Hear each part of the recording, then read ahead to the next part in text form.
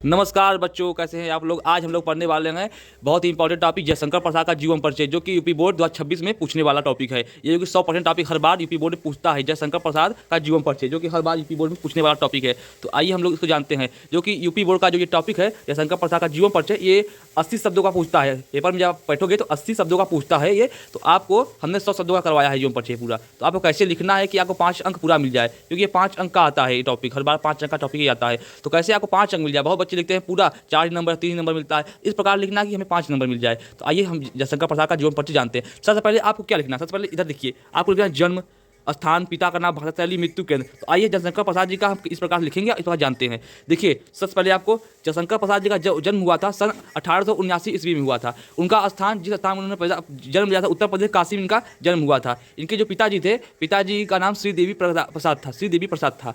भाषा शैली थी इनकी खड़ी बोली, जो भाषा शैली थी इनकी खड़ी बोली थी। और इनकी मृत्यु जो हो गई थी सन 1987 ईस्वी में इनकी मृत्यु हो गई थी। जयशंकर प्रसाद जी की मृत्यु 1937 ईस्वी में हो गई थी। ये चीज़ आपको इंपॉर्टेंट याद रखना है। जन्म, मृत्यु, कहाँ इनका स्थान हुआ, पिता का नाम क्या था, भाषा शैली क्या था, ये चीज़ आप याद रखेंगे तो आप जीवन परिचय कोई भी बना भी सकते हैं। देखिए अब जीवन परिचय में क्या था, जीवन परिचय देखते हैं क्या क्या था जीवन परिचय में। देखिए जीवन परिचय, जयशंकर प्रसाद जी का जन्म काशी के एक धनी महादानी परिवार में हुआ था। जो जयशंकर प्रसाद जी थे, उनका जो जन्म हुआ था काशी के महादानी परिवार में सन 1879 ईस्वी में हुआ था।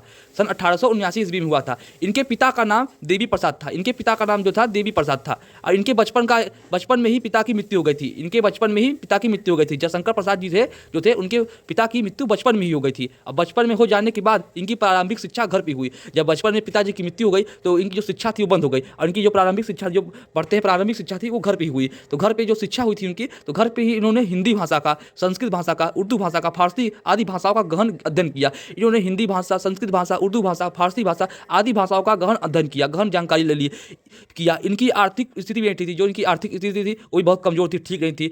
उसके बाद क्षय रोग हो गया। जो इनको, जब इन्होंने ज्ञान प्राप्त किया, आर्थिक स्थिति की बहुत कमजोरी, क्षय रोग हम कहते हैं टीबी को, जो आप लोग जानते हैं वो टीबी को हिंदी में लोग बोलते हैं क्षय रोग। तो इनको क्षय रोग हो गया। जब क्षय रोग से पीड़ित हो गए तो सन 1937 ईस्वी में इस महान साहित्यकार का स्वर्गवास हो गया। तो सन 1937 में इनका स्वर्गवास हो गया। जब क्षय रोग हो गया तो इनका स्वर्गवास हो गया। उस समय इतना इलाज भी संभव नहीं था कि इसे बचाया जा सके, इसलिए इनकी मृत्यु हो गई क्षय रोग से। यही जीवन परिचय है, आप इसे याद कर लेंगे अच्छे पूरी तरीके से। उसके बाद इनका रचनाएं क्या था, आइए हम लोग रचना। शंकर प्रसाद जी की जो रचनाएं हैं वो निम्न प्रकार से हैं। देखिए जैसे पहला नंबर पे आप आंसू रख सकते हैं, लहर, तीसरा झरना, चौथा कामयानी, पांचवा प्रेम, छठवा पाथिक। रचनाएं जो हैं निम्न प्रकार के। आप इसमें से 4 रचनाएं आपको लिखना है पेपर में, ज़्यादा नहीं लिखना है, 4 लिखना है।